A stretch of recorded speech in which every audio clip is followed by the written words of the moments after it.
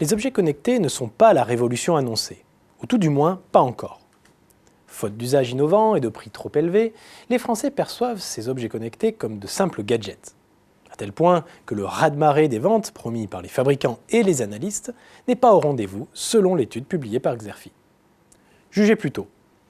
Les objets connectés devraient représenter à peine 0,5% des appareils électroménagers et moins de 1% des ampoules vendues en 2015.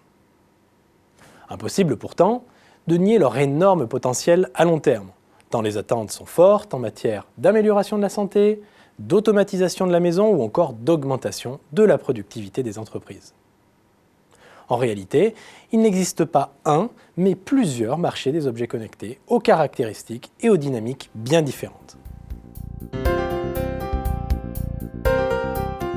Prétendre que les objets connectés n'ont pas d'avenir serait une lourde erreur. Il suffit pour s'en convaincre de regarder le succès des trackers d'activité. Un succès qui s'explique par l'usage véritablement innovant qui va de pair avec l'émergence de la pratique de l'automesure.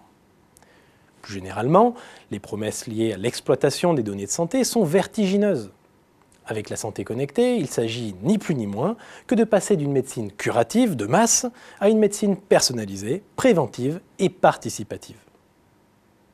La ville est aussi un terrain de jeu idéal pour les objets connectés.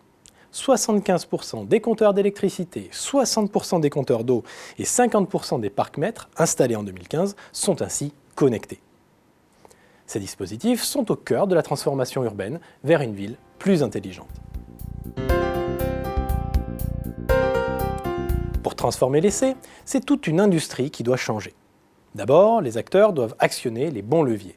Je pense en particulier au développement de produits inédits ou à des solutions d'assistance et de recommandation au quotidien.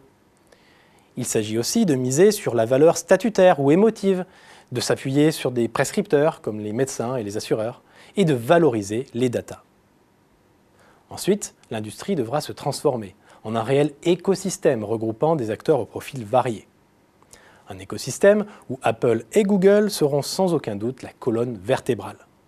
Tout simplement parce qu'ils ont la mainmise sur les smartphones, les futures télécommandes des objets connectés. Pour les autres fabricants, bien se positionner reviendra donc à s'intégrer dans l'écosystème de ces deux géants.